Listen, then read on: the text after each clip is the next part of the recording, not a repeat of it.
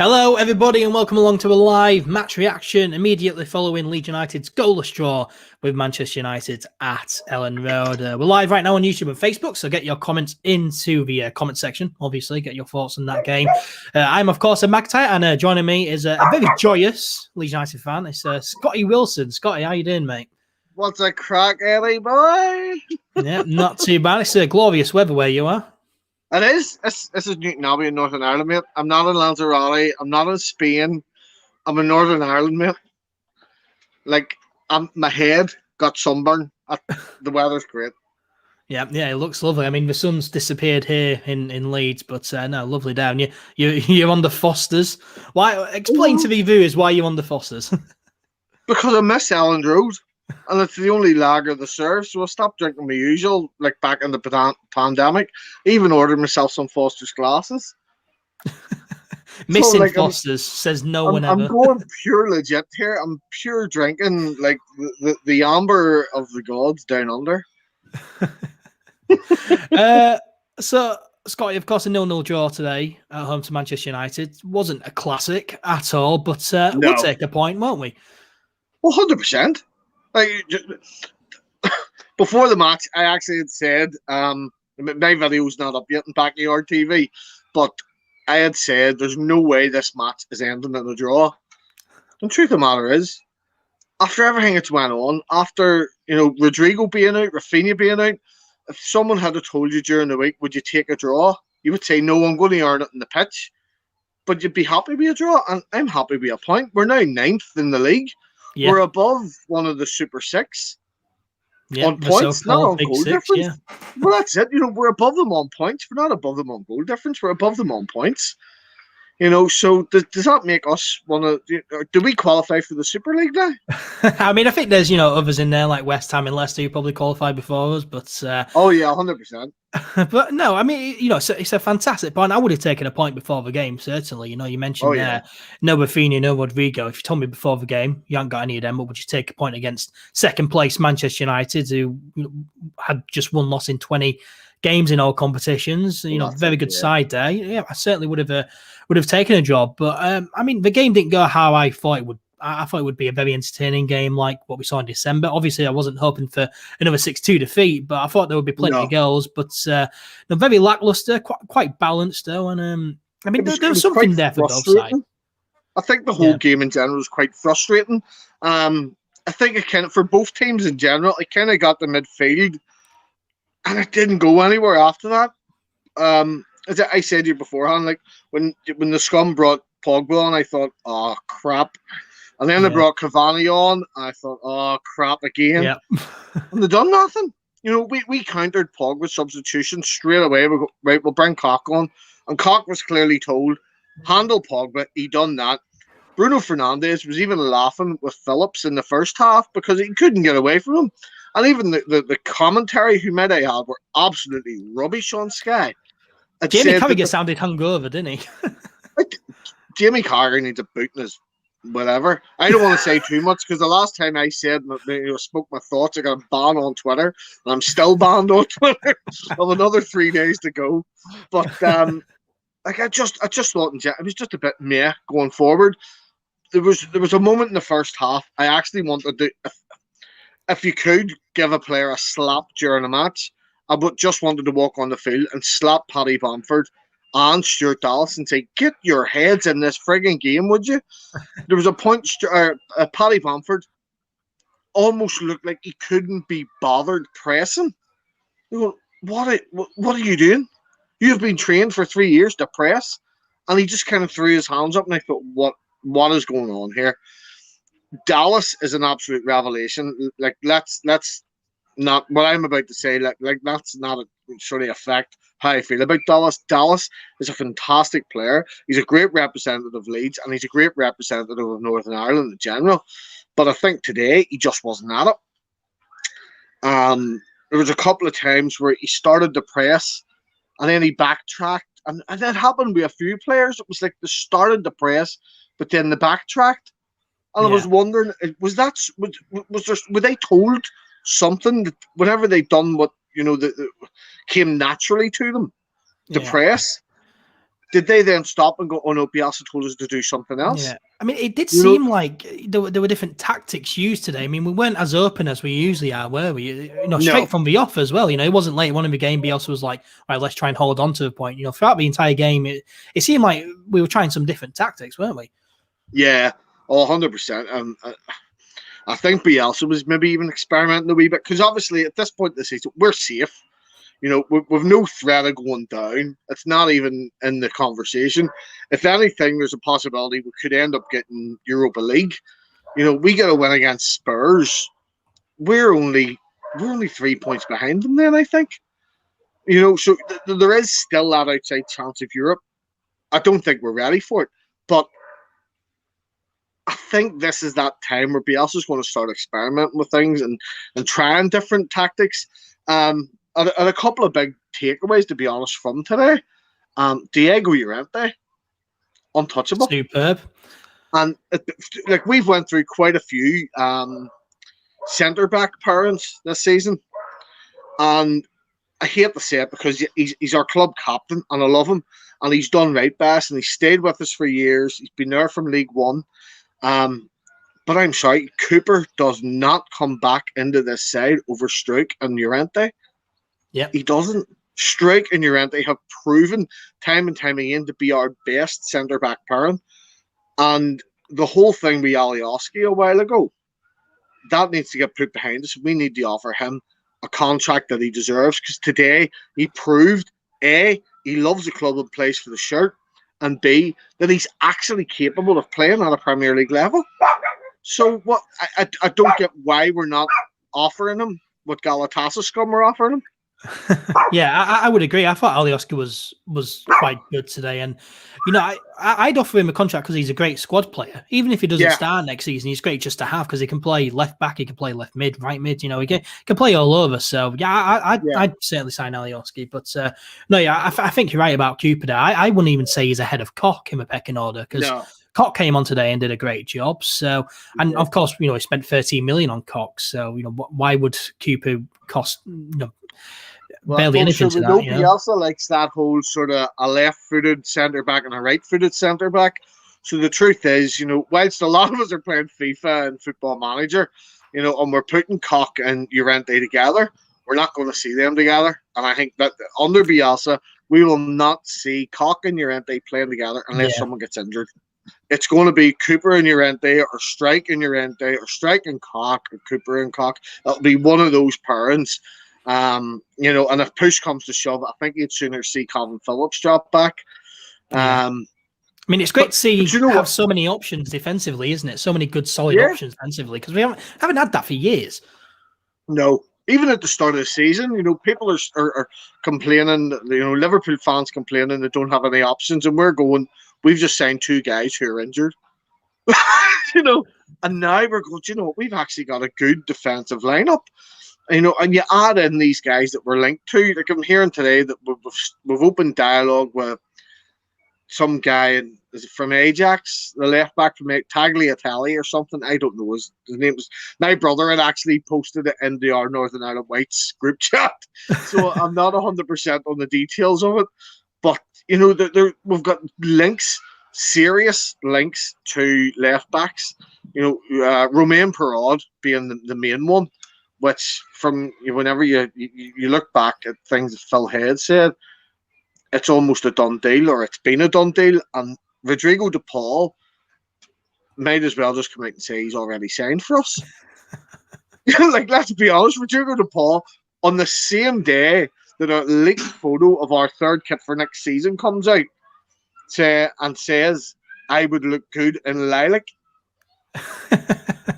Yeah, just say you've signed for us. Just do it. Just say you've signed.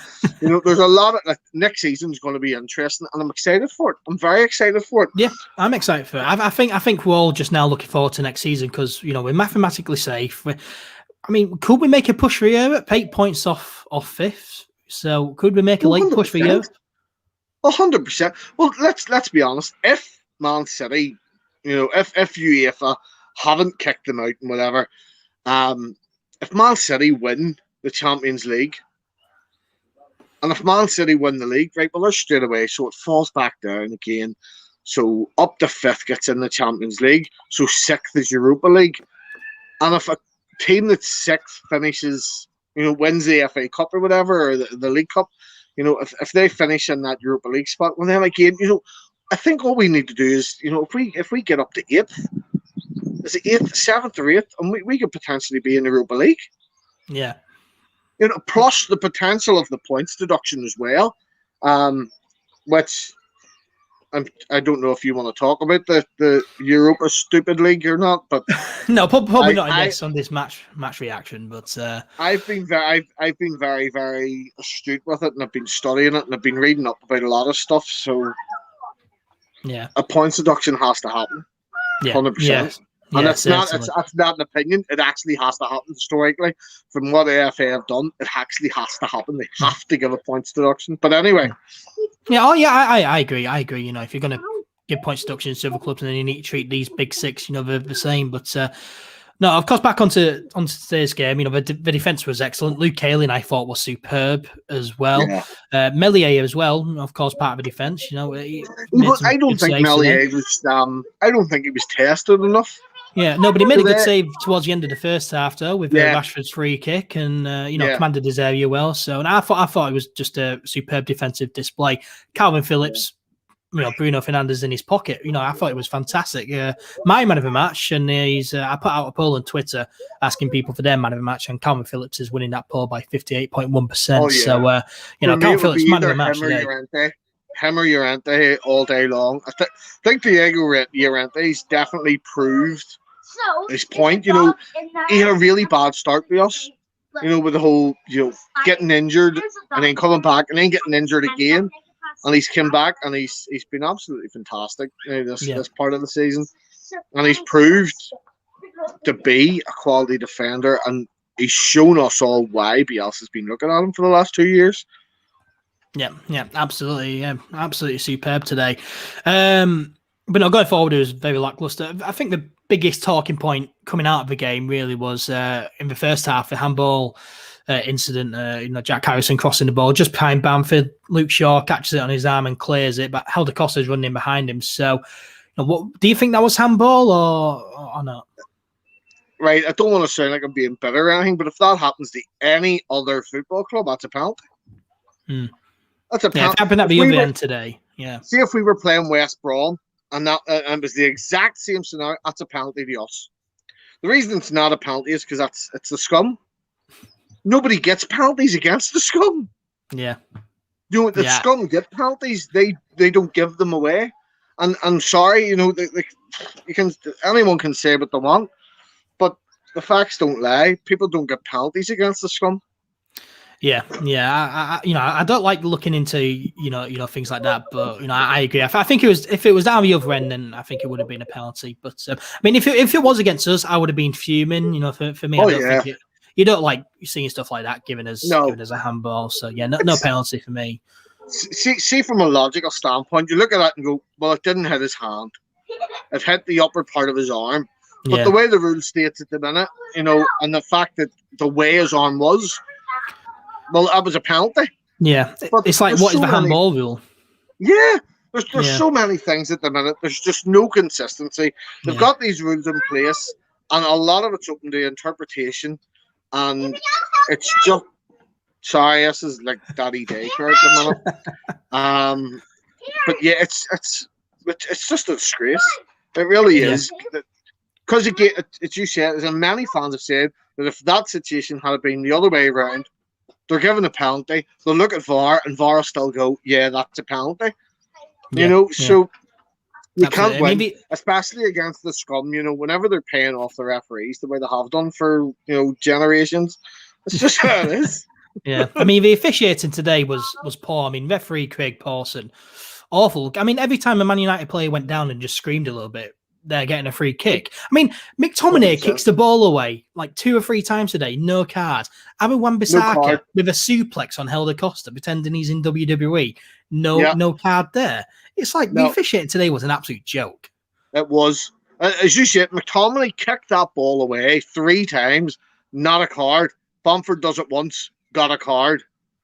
And Wan-Bissaka ended up thinking that he was prime Chris Jericho, giving a suplex there, and nothing, absolutely nothing. Yeah. Bielsa would have choke slammed him for that. Yeah, and he didn't even get a telling off. That's the thing. He didn't even get told, "Don't do that again. You're getting booked." So is he thinking, right? Well, I'm going to go for a stunner or a rock bottom next time. It's shocking. Yeah, it was an absolute joke. But officiating aside, neither team did enough to win the game. Really, I think Leeds just lacked that spark, and we really did miss Rafinha and Rodrigo today, didn't we? I think it's clear to see that without them, we don't really have anything. And if we want to make that jump up into the European spots, then we probably do need to invest in more quality throughout the whole squad. Yeah, I would do. I don't. It sounds horrible. I wouldn't want to invest. I don't want to say invest, but I wouldn't want to bring in too many players because it's taken these players, these last 2.5, 3 years to get to where they are under Bielsa. You start bringing in a couple of new players, it's going to take another 2 seasons for them to get there. I'll tell you now, Rodrigo and Rafinha next season are going to be next level, absolute next level. The first year under Bielsa, a lot of our players looked all right. Then the second season, you're going, oh my God, this is a different team. And this season, like Stuart Dallas is the prime example. Luke Ayling, they've stepped it up again. So could you imagine the players that we've signed this season stepping up? Those guys from the under-23s that have the ability stepping up. Gelhardt, Somerville, Greenwood, Casey, Jack Jenkins. There's so many there in the under-23s that we can utilise and go, do you know what? I think they're actually ready. Some obviously not. But then you bring in DePaul, Perraud, Ousmane Dembele, who's a Leeds fan. We really should be going after him. That would be great. And if Erling Haaland's willing to take, a pay cut, well, sorry, I'm sure he'd be willing to take a pay cut if his agent was willing to take a pay cut. But Sky wouldn't get it wrong because he's actually Leeds born and he's a Leeds fan. Give him his dad's shirt. He'd be loving it. Could you imagine a number 9 playing as a number 4 shirt? That would be amazing. But there's other players out there that ain't going. Do you know what? You put them under Bielsa and they'd be something else. Patrick Van Aanholt would be brilliant. Ivan Toney, I've seen Oscar Marriott has mentioned about Ivan Toney quite a few times. And then there's actually a young fella with Watford, João Pedro as well. I think he would be wonderful. I think he would be amazing because no matter who we sign up front, and this is the truth, and we all know it, if we did actually sign Erling Haaland, or if we got Sergio Aguero, because he's going on a free now, and I know there's a lot of links for him to come to us.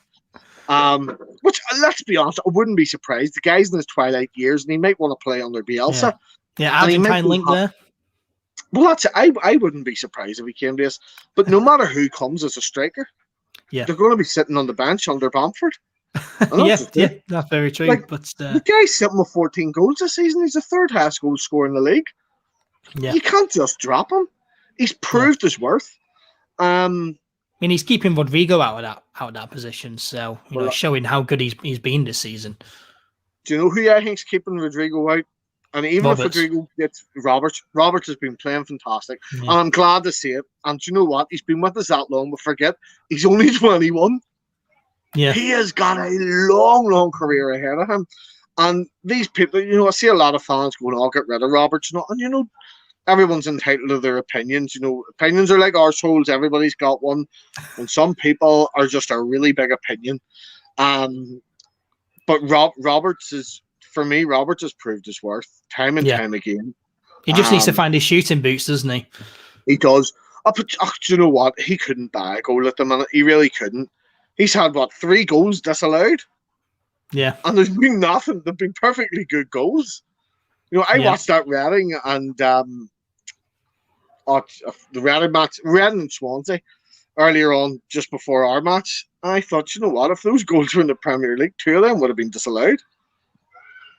So is VAR a bigger problem than we actually realise? Yeah, possibly.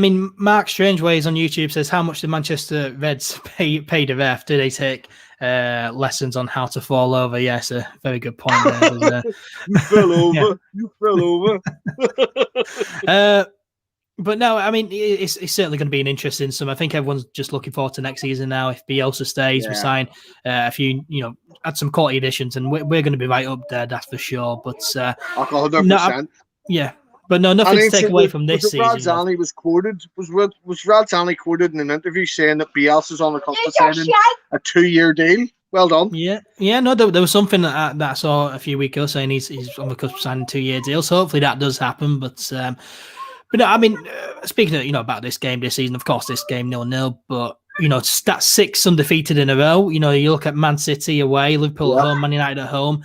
That's 5 points from those 3. I think anyone would have taken that heading into this month. So we're 5 points from 3 clubs that think they're better than everyone else, that they wanted to buy their own European Super League. Yeah, it's fantastic, and 6 unbeaten, fantastic form, and.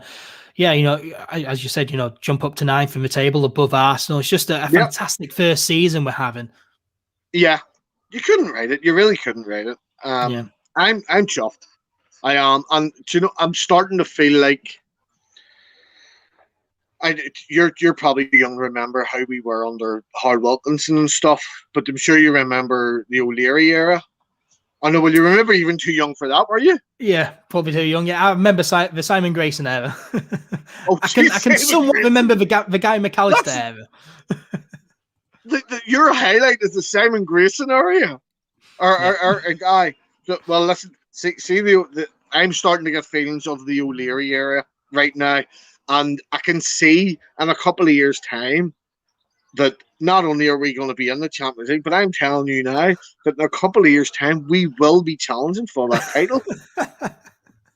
See if Bielsa actually invests in the FA Cup, we'll probably win it next season. But Bielsa I love Bielsa, but he doesn't give a shit about the English domestic cups. Yeah. He really doesn't.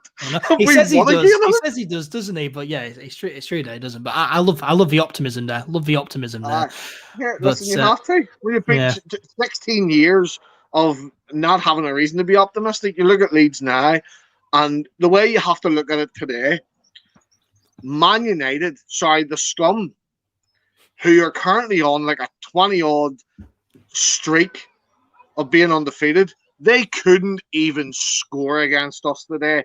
That's the way to look at it. We got a point out of the Scum at our own ground where they couldn't even score against us. A team that they scored 6 against last time. Yep. I'm sorry, but that's a win. That is a win for us. Absolutely. It's a massive positive, and load of confidence going into the remaining 5 games of the season. Of course, Brighton next Saturday. They lost 1-0 to Sheffield United yesterday, so surely that's an easy win for us next Saturday. Well, we thought that whenever they came to us, didn't we? Yeah. And again, it's a game that we should have won. On paper, it's a game we should win. And as far as Harry Potter's concerned, we are direct relegation rivals with them.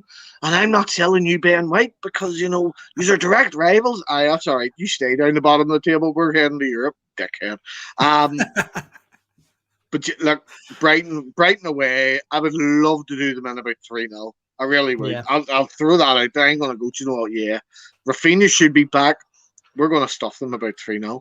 And they deserve it.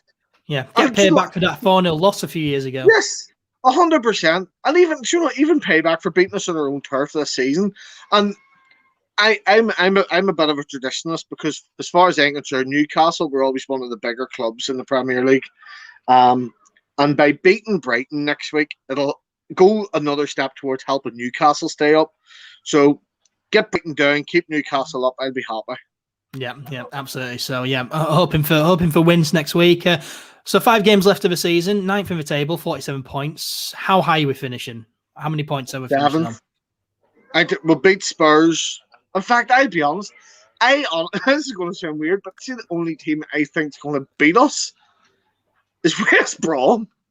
It's going to be one of those games where it means literally nothing.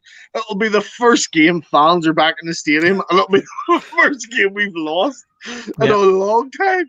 And I honestly think we're going to go through. I think we're going to win 3 out of our next 4.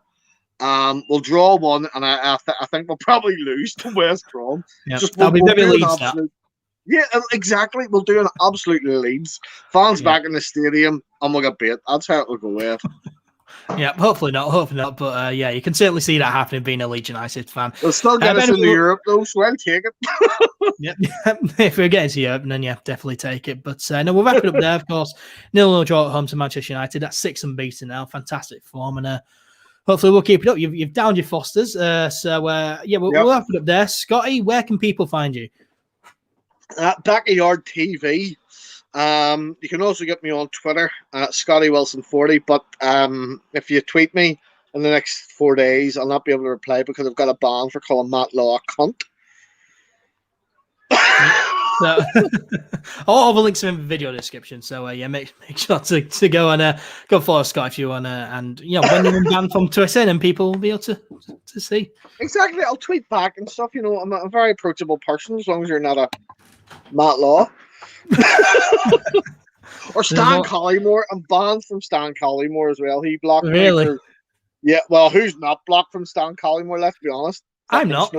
I'm not. Just call him a woman beater, and that's it. You're banned. Oh my god. Well, yeah. Make sure to go and follow Scotty Wilson on social media if you just want to laugh. To laugh. It's been brilliant. Thank you very much for joining me, Scotty, and yeah, thank you as well to everyone who's tuned in. Make sure to give it a like, follow everyone, and all the rest of it. And yeah, until next time, take care, and we'll see you soon.